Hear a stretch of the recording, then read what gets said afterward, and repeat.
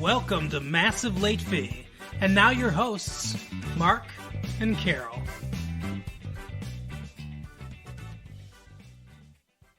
Well, hello everyone. Welcome back to Massive Late Fee. My name is Mark.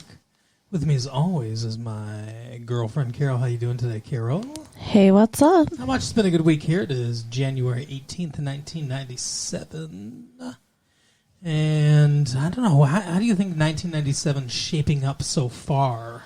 Well, as far as the movies that we've watched have gone, not so great. No, not great at all. TV's going decent, though. I mean, we've got some good TV that we watch. I mean... And there's something coming up in a couple months. The premiere of something we've been seeing commercials for it. Yes, I cannot wait for that. What is it called? Buffy the Vampire Slayer, like the movie. Based on the movie that you love. And it's got Sarah Michelle Gellar. I don't know who that is, but... Me either, but that's her name, and she's pretty. Okay. She's a pretty blonde girl, and she's going to kill vampires. I'm excited. Yeah, they didn't get Christy Swanson back. Yeah. I don't know why. Maybe she wanted to do other things. Maybe the guy that created this hated her. Well, how old is that movie, too? Like, maybe she's too old to play a high school student now. 1992, I think, is when it came out. Oh. So it's about 5 years. Yeah, she'd probably pass. I don't know. I mean, she was getting older at that time. Right. I don't know. But anyway, what else is going on? We went to the mall this weekend. Yeah, we did. We did some shopping. I got new boots. I love my boots. Cute boots. Yes. It made me very happy. Yeah. I got new boots, and I got new shirts, and I got new pants, and I got a necklace. I love how you start to sound like a Cupid doll or something. What the fuck? Every time that you're so excited and happy about things. What do Cupid dolls sound like? I don't know. Whatever. Cupid dolls don't sound like anything, Mark. Do you hear the difference in the tone of your voice now between that? I got, I guess, Valley Girl or something. I don't know. You sound, it's your happy voice. Your happy voice. God forbid I sounded happy. Don't worry. You shit all over it, so it's good now. Back to normal. Hear the change in the tone? All you, baby. You know, I wasn't trying to. It's bits for the show. Uh-huh. You know, it's not personal. Uh-huh. Sure. Cupid doll. Anyway, on a lighter note, Bill Cosby's son was shot dead on a freeway. Holy shit. His body was found in a pool of blood where he was changing a tire. Wow. Bill Cosby's only son shot to death early Thursday while changing a flat tire on his Mercedes-Benz convertible. It must be nice to get shot to What death. the fuck? To get shot to He's death dead. Okay. while you're owning a Mercedes-Benz along a freeway. The body of Ennis Cosby, 27 years old, was found at about 1:45 a.m. How sad. And, like, his dad's, like, the nicest guy in the whole world, too, to have to go through that. That's awful. I feel so bad for Bill Cosby. The world, I'm sure, is on his side. He's like America's dad. Absolutely. And now he's childless. Well, I think he has daughters. Oh. Yeah, this is only his son. Okay. Never mind. Oh, fuck it. He's got other kids. He's got replacements. He's good. The Columbia University graduate student was the son of one of the world's richest entertainers, a man for whom the image of fatherhood was the wellspring of his stand-up comedy, a best-selling book, and the most popular TV series of the 80s. Wow. Before ducking into his home in New York City, the 59-year-old Cosby, grim with puffy eyes, told reporters, "He was my hero." Aw. Yeah, so he was in a well-to-do neighborhood in Santa Monica, near Bel Air. I don't know why. I don't understand why he would be shot to death on the side of a freeway. Well, because, guns and violence aren't allowed in well-to-do areas. I mean... It seems weird. I mean, it seems weird as a random act of violence to, on the side of a freeway, just you see somebody... There's no way... So, okay... I'm going to be a detective for a minute here, everybody. Oh, okay. It would be weird. You wouldn't think he'd be being targeted because he was Bill Cosby's son. Right. Or even necessarily because he was rich, especially in, like a well-to-do neighborhood like this. They didn't steal anything, doesn't sound like. His car was still there. Yeah. So, in the dark, going by on the freeway, he's changing a tire. You wouldn't recognize him. You wouldn't be like, oh, that's Ennis Cosby, Bill Cosby's son. Let's kill him. Right. Like that. It doesn't seem weird. It seems more, either just completely random by chance, which seems odd for somebody to just be like, hey, let's just open fire on the next person we see on the side of the road. Well, it could have been a gang initiation. Like, stuff like that happens where they do some random shit. Yeah. So either that or something else is going on here.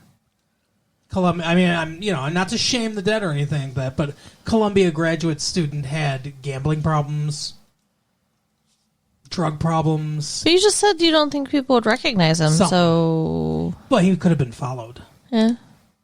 He was changing a tire. Why was his tire shot out? Well, they did not mention that in the article. I know. I'm just saying. I think there's more to this story. Maybe. So... We'll keep our ears to the ground, everybody.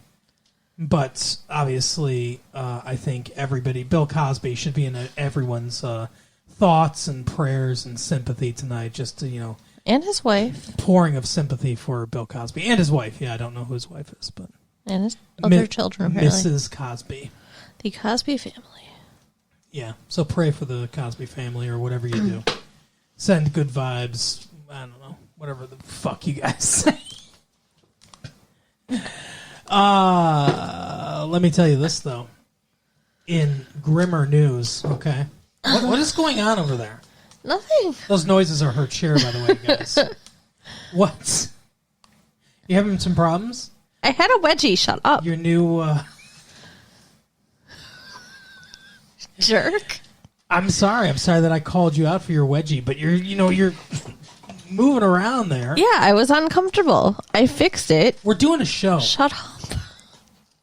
You're not supposed to wear underwear while we're doing this. How dare I forget those rules. Speaking of no underwear, though, the Fox network plans to stick with quirky, bold shows. Okay. You know how Fox is known for trash. Yes. TV. I like a lot of their programming, but for lack of a better word. Judging by the words of Peter Roth, you'd think Fox was the Pearl Jam of television networks. What the fuck? I guess.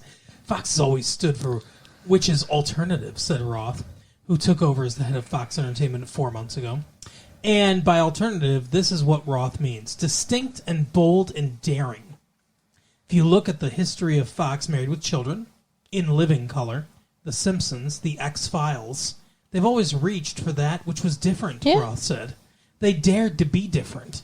That's the history. The reality this year, despite strong World Series ratings, yeah, they have baseball, so whatever, and the successful move of the X-Files to Sunday nights, Fox suffered a rocky fall season start in prime time. Such misbegotten new sitcoms as Lush Life, Party Girl, and Love and Marriage bombs instantly and are long gone. Love and Marriage.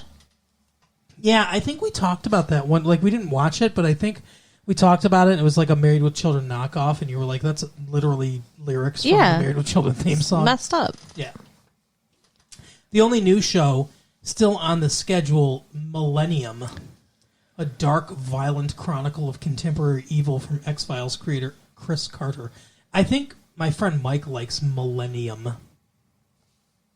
But it says in viewership for Millennium has fallen off sharply after its heavily hyped November premiere. But Roth is confident the show will stick around and become an important part of Fox's alternative TV heritage. He's high on this new show. We talked about it last week, King of the Hill. Yep. And then, let's see, what else is coming out here? Orleans, Chicago Suns. Oh, wait, what's this? They're developing a live-action version of Dilbert. What in the actual fuck? You've heard of Dilbert, right? Yeah.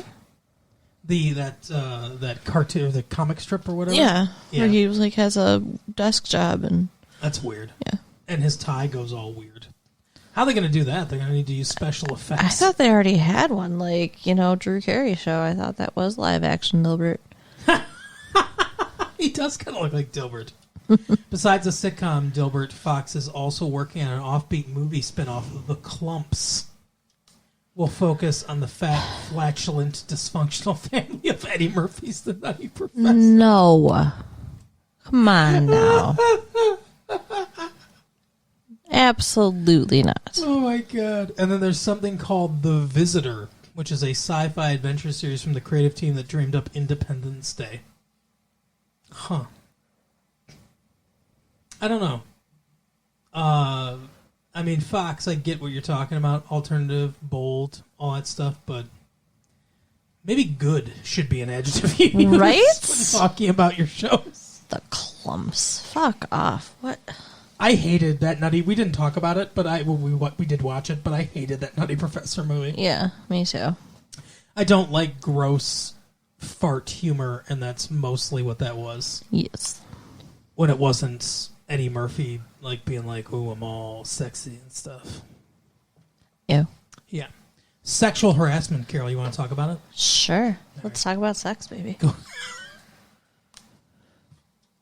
Not exactly the tone for sexual harassment talk, but Paula Jones's account isn't the first, nor unfortunately the last.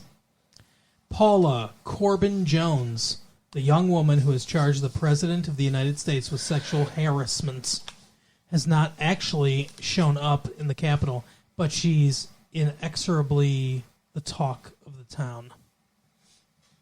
What do you think? Paula Jones says that she was sexually harassed by William Jefferson Clinton. Probably. Did Bill Clinton really do the things he's alleged to have done in that Little Rock hotel room in May of 1991? Probably. I mean, he is one of my favorite politicians, but yeah, he does seem like the type. He absolutely does. I mean, they all have to be, right? They're all, like, charming and stuff like that. Well, charming doesn't necessarily mean date rape. I mean... No, I guess not. But you have to be really charming to be a date rapist. I mean, you don't have to be nearly as charming to be a regular rapist. That's true. Goodness. But, yeah, so, I don't know. I think they're all womanizers, right? Or most of them. Most of them, probably. So... Sexual harassment, or however they want us to say it. Uh-huh. Because if you say harass, then it's got ass in it, so you're supposed to say harassment. What? What do you think? There should be, obviously, the Anita Hill stuff with what's-his-face, the Supreme Court Justice, Clarence Thomas. Mm-hmm. That went nowhere. He got confirmed to the Supreme Court. No one gives a fuck. Yeah. What should be done about it? What do you think? How can we combat it? I don't know. Oh, I stumped you there. Keep in mind, this is a show where we talk about. You want to slam into your microphone? I do. Keep in mind that this is a show where we talk about movies, everyone. Yeah, I'm sorry. We're gonna solve sexual harassment though. I don't know. I know we're not supposed to talk about politics, but it's in the news, and I just thought, Do you have any brilliant ideas to solve the world's problems today, Mark? I do. Okay, go for it. Chemical castration. Holy shit. I think that no. Every man should have to take a pill each day. Every man? Yes. Just listen to me. Every man should have to take a pill each day that chemically castrates them. So, they keep taking everything until they get married. When they get married, they can stop taking the pill, and then they can have a lush sex life with their bride. That is the most ridiculous thing I think I've ever heard you say. You know that being married doesn't prevent a guy from sexually harassing and raping women, right? Bill Clinton's not married. Most of the fucking rapists, like, are married, probably. I mean, I guess I shouldn't say most, but I'm guessing. I mean, like, I don't think that matters at all. So, but you're good with guys being chemically castrated for the majority of their life, though. No, I said I think it's ridiculous. Obviously, it is. I don't have solutions. I guess so. I guess the biggest thing is to like do something about it, right? Consequences for people. What should Bill Clinton's consequences be? A slap on the wrist. First of all, can they prove it? I don't know. That's the problem. Is it's really hard to prove, which makes it really hard to punish. So, I think they should just, if I don't know. It's a very complex situation, but it's not for us to say. No, it's for us to tell you what the movie we watched this week was. I'll tell you what there was not in this movie: pools of blood. Sexual harassment. There was sexual harassment in the movie. Okay. There was? Yeah. All right. Yeah, because, okay, we watched Mars Attack. There was no pools of blood. Mars Attacks, not Mars Attack. Mars Attacks. Mars Attacks. And no, there were no pools of blood because when the aliens killed the people, they just, like, disintegrated everything except their bones. Mm-hmm. So there was no blood. And at some point when the aliens, blood showed up, I mean, that's not blood, that's green goo. Right. So what was the sexual harassment in the movie? When they took, what was that lady's name? They switched her head with her dog. I know it was Sarah Jessica Parker, but yeah, I don't know. From Hocus Pocus. Right. Yeah, they and Square Pegs. They were looking Shout at out 1982. They were looking at a Playboy magazine. That's true. And then looked at her with this gross look. Yeah. Like, I'm going to do shit to you. Rubbed his hands together. And then the next thing you know, he switched her head with her dog. Do you think that he did stuff with her? I don't know. He obviously switched her head. That's something. But, I mean, didn't he look at her like he wanted to fuck her? It was weird. I did not like that. And she looked very frightened. So, yes, that was sexual harassment. Okay. All right. It's in everything, everywhere, all the time. It seemed more like torture, but... So, I'm going to tell you something you probably don't know. This movie is based on a series of trading cards from 1962. Okay. They were published exactly 1 year by the Topps Corporation that does baseball cards in 1962. And... they were published at the height of the Cold War with the Soviet Union, the former Soviet Union now. And like right before the Cuban Missile Crisis, too, just coincidentally. They ended up being discontinued because parents' groups complained because of the violence, and there was some implied sexual stuff, I guess, too. But there was a storyline that went along with the cards. It was like a series of cards, and it would depict the Martians, the aliens. It would depict the people. And they were done by two science fiction illustrators of the day, whose names I can't remember. But the storyline essentially was Mars invading Earth, and then eventually Earth fighting back, and they send like an expeditionary force to Mars. See, they're invading Earth because Mars is doomed to be destroyed. Like, it's going to explode. Or whatever. Okay. Like Superman's planet, Krypton, Right. And so they want to colonize Earth and make that their new home. So the Earth Defense Force or whatever launches an attack on Mars, ends up killing all the Martians there. I guess also the Martians on the planet didn't know about the attack, and they the corrupt politicians of Mars are like what led them into this attack as opposed to the populace. But the Earth force ends up killing all of the Martians, and then the Martian home planet explodes, and essentially their entire civilization's wiped out, so Earth is safe. And that kind of like us or them mentality really played into the whole Cold War thing. Right. Like, it's got to be us or them. So that led to the popularity of these cards, but only 1 year. That makes sense. But that's what this movie is based on is a series of trading cards. Like when they made a Garbage Pail Kids movie. Right. Interesting. Like, I mean, I can see that because the quality of the movie is about on par with the Garbage Pail Kids movie. Oh my God. That is the most hurtful thing you could say to a movie. Well, I'm sorry. It was not a good movie, which is really surprising and disappointing because the cast is amazing. And Tim Burton directed this. Yeah. Like, everybody involved in this movie is high caliber, but the movie is not. Now, I think part of it's intentional because, you know, it's based off these fucking trading cards. I think most of it's intentional. I think that it's kind of supposed to look like one of those hokey, like, 1950s, you know, horror movies. Yep. So, I mean, it was, like, kind of funny, whatever, but it wasn't... I didn't love it. So I'm going to go ahead and disagree with you 100%. All right, go ahead. And I thought this movie was not only hilarious, it's a dark comedy for sure. It was not only hilarious, but brilliant. Just a fantastic movie. The best, like, definitely the best movie we've seen this year. Because The Relic is the other movie we've seen this year. Yeah. But one of the best, I would say one of the top 5 I've seen in the past, since we started doing the show. Wow, are you fucking serious? We've seen some really good movies. I think it was fantastic. So the structure of it is, so there are some things, there are complaints I have about the movie that I'll get to.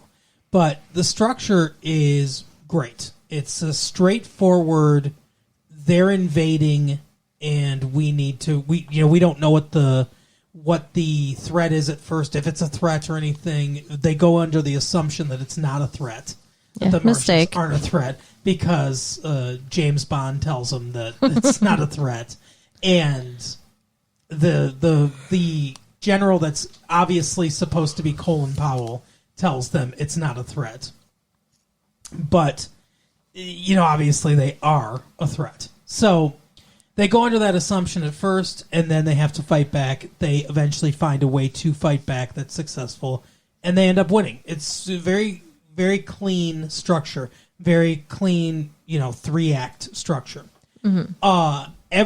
Every choice in this is intentional, and I think everything that happens is very deliberate. So the soundtrack, I think, is very deliberate. It's Danny Elfman who works with what's his name? I just said his name. Tim Burton, a lot. And I think they make it's very surreal. There's a lot of what's like zither or something like that. It's like that.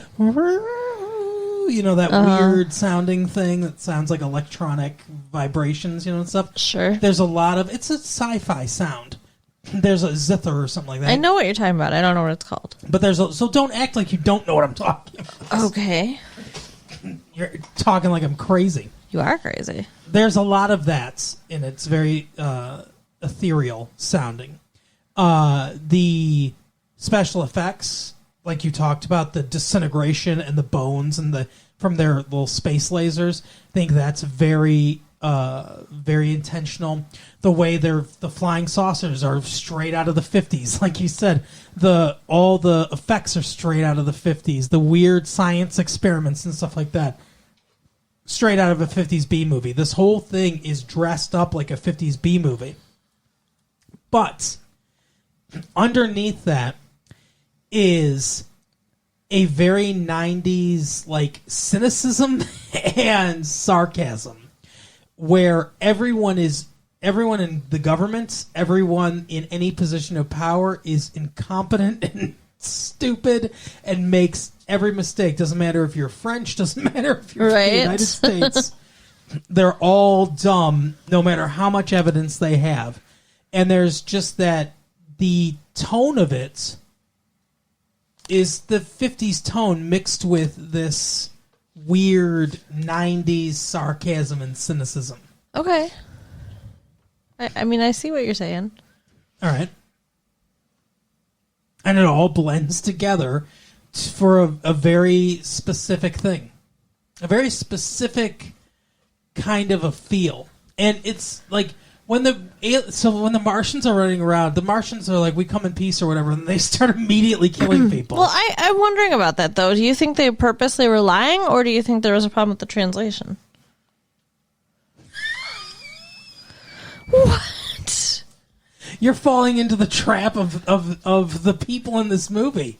You're looking for reasons why, like, oh, it's just a misunderstanding. No, they're just like, here's a bunch of fucking morons. We can just tell them that we're coming in peace and then just kill them and they won't do anything about it. I mean, they invite them to... They go to Pahrump, where prostitution's legal. So, again, sexual harassment. They go to Pahrump, Nevada. They have a big welcome there. And they end up slaughtering and killing all the people there. Then, they're like, oh, it was a misunderstanding. We want to talk to Congress. So they let them in front of all of Congress, and they never check if they have any weapons or anything like that. Yeah. There's no security in place whatsoever. They're just idiots. Yeah.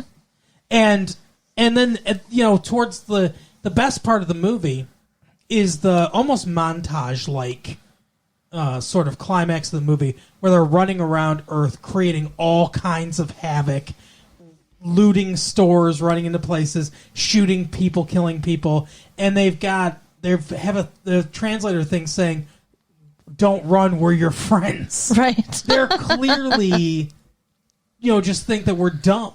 Yeah. Yeah, I guess so. I don't know. I thought that perhaps they weren't actually saying those things, but that makes sense. Yeah. So. No, I get what you're saying, like with the translator. I mean, having a translation machine for them is ridiculous. Uh-huh. They discover that there are flying saucers there a day ago, and then a day later, having not talked to them at all, not studied them, knowing nothing about their history, the etymology of their language or anything, this guy's like, oh, we got a translator. I've just built this translation device. How? Right. What knowledge did you base that on? It makes no sense. But so much in this movie doesn't make any sense, but it's on purpose. And it is funny too, because there's a bit of like 70s exploitation film in this too, because I think this is sort of a merging of different decades. The 60s, like the early 60s, when these cards came out, these kind of 60s B movies. 70s with Jim Brown's there, former running back of the Cleveland Browns, and Pam Grier, and Pam Grier's known for her 70s exploitation films. That's where she made her name. And Pam Grier is criminally underused in this, by the way. She has one good scene where she suns her children for not going to school and playing arcade games instead. Yeah, that was funny. Which ends up saving their lives. Right. But that's her one good scene. The rest of the movie, she's just like standing in an apartment being like, oh no.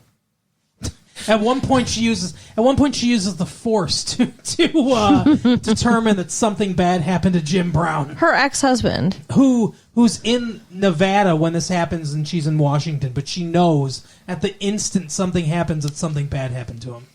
Yeah, it's weird, and like their whole relationship's weird, and like I wish there was so much more story there that we don't know. Oh, yeah. And I want to know that story. They were very interesting characters. I feel like there could have been like a 4 or 5 hour cut of this movie. That this could be some sort of like one season of a TV show or something like that. Right. I can do that. Because there's so many characters. Yeah. There's so many characters, and basically, and one complaint that I have about this movie is that because there's so many characters, it's almost like the movie's like, okay, we got to kill some of these people. Because lots of them start dying in order to focus our attention on those who are left, right? Mm-hmm. So Michael J. Fox is in this movie. He's barely in it. And we get some senses of his character that he's an arrogant,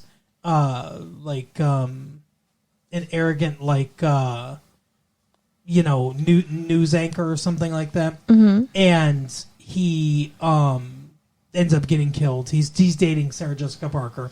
So we get a bit of his personality, but he ends up getting killed. He gets killed, like, crawling over trying to save her. She's holding his stump of a hand from his body.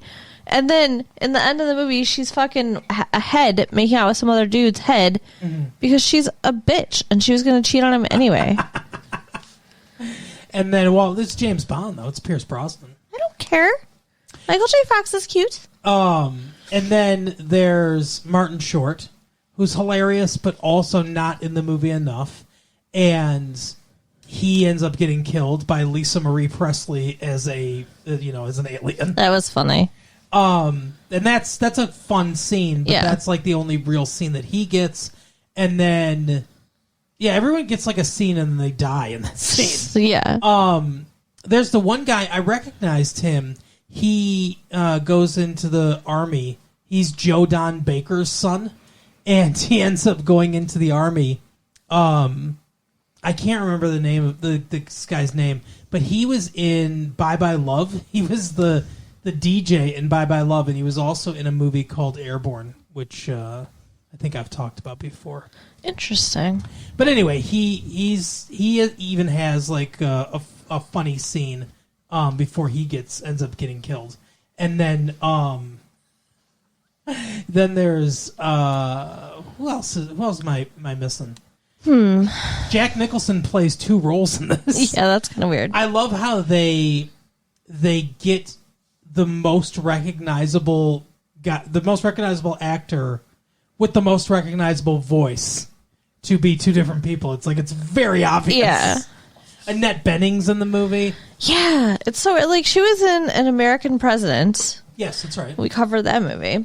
She was also in Bugsy. And she's kind of like classy and a good actress, and then you see her in this like weird pulpy science fiction-y thing. Jack Nicholson has 2 Oscars. I know, it's weird. What made me want to watch. Close is in this movie. What made me want to watch it was the cast, not the story.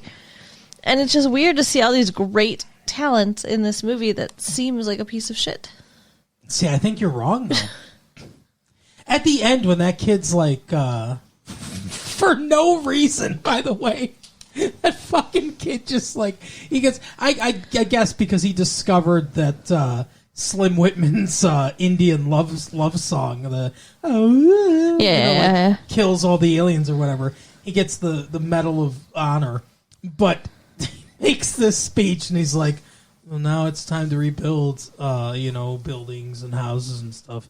But I think we should all live in teepees. So and then weird. All he says is, because they're better in a lot of ways. That's it.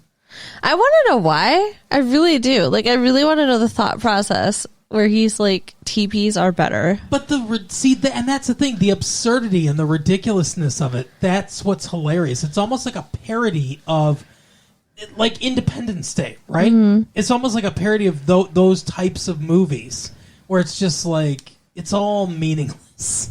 And I love how, what's her name? Natalie Portman. Yeah. She was in what's that called? The Professional. Remember that movie we saw? She was like a 14-year-old girl in there. So she's the president's daughter in this. Taffy. What the fuck kind of name is that for a person? I thought they were talking about their dog. I know, me too. But she just says to the guy, she's like, do you have a girlfriend? Like she thinks that was so hot. And like all of a sudden she just wants to date him. And it's like, that, why? He's a moron. Those two haven't interacted the entire movie.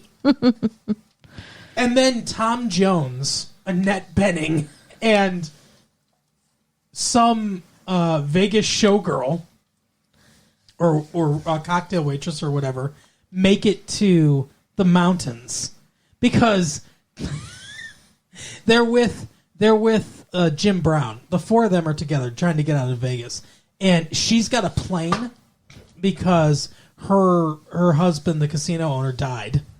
Also played by Jack Nicholson, right? And she's like, I've got a plane, but I don't have a pilot. They find Tom Jones, the singer, And Jim Brown's like, yeah, we got a plane. Do you know how to fly? And he's like, yeah, of course. Like, what the fuck? Yeah, of course, anybody can fly a plane. So Tom Jones flies their plane to Tahoe, the mountains of Tahoe, where they think they're going to be safe, which apparently they are.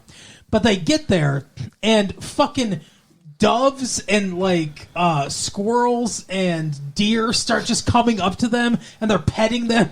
Yeah. It's like, it's so fucking ridiculous. They're just, like, one with nature, because that was Annette Bening's whole thing, is like, oh, we need to save the earth, and she was this big environmentalist and everything. And it's just hilarious. It's so over the top and hilarious. And that's where Jim Brown, like, he starts fighting them because he's supposed to be a boxer or whatever. But yeah, Tom Jones is another 70s, like, kind of icon. And the general, the general that wanted to kill them from the very beginning, the guy that was right, is Rod Steiger, from most famously from Doctor Strangelove. He's essentially playing the same character. It's like, kill them all. I haven't seen that one, so. That's a good movie. Very good movie. But that's also a 60s thing. So it's kind of, like I said, it blends a lot of different genres together. I think it does it really brilliantly. Okay. I think maybe I just don't have enough of a background in that stuff to really get and enjoy the movie. You know what stuff? Like film history. 50s, 60s, and 70s. Uh-huh. Like, I don't watch a lot of old movies. Oh, I'm sorry. So. Well, you should be a grandpa like me. I guess so. I guess that in this particular instance, it helped you to be a grandpa. I did think, though, like I said, and Danny DeVito's in this movie for a second. Yeah, I love Danny DeVito. Also gets killed, criminally underused. So the problems I have, like, I mean, I've already kind of alluded to them, is that there are a lot of good actors and a lot of fun characters in this movie that have very little time to do anything before they're killed, or they're just kind of shoved off to the side because the movie doesn't have time for all these different stories. Right. Like Sarah Jessica Parker and Pierce Brosnan. Like, they're in love. Apparently, yeah, because he's like, oh, I've had a crush. I've been watching your show for a long time. I have a crush, and she's like, oh, I liked it too. And they kiss as they die as heads. Yeah, and like even in the beginning, before they were heads, when they were flirting and stuff, it's like there's not a lot of context for it. It was weird. It comes out of nowhere. Yeah. It's like, and it's because they don't have time in the story to develop these things. Mm-hmm. And maybe there's too many characters. I don't know, but like I said, I would have liked a longer arc, more fleshing out of this world and these people, like a slower build. Yeah. I think one season of a TV show would have been perfect for this. I agree. Actually, I think that would have worked better, at least, than this movie. And that, like I said, it still works for me because of the tone, the wackiness, the dark kind of humor, and everything. It still works for me. But I would have liked to have been in this world more. I would have liked more development to these characters. But yeah, that is our episode for the week. It is. Hopefully next week we have a better movie to talk about. Oh, I thought it was a good movie. I know you did. Hopefully I like the next movie. How about that? I'll be a little selfish. Okay, go ahead. Anyway, you can write us at latefee1994@AOL.com. Mm-hmm. Check out our website at www.retrolatefee.com. And share the tapes with your friends. All right, we'll see you next time. Bye. Bye.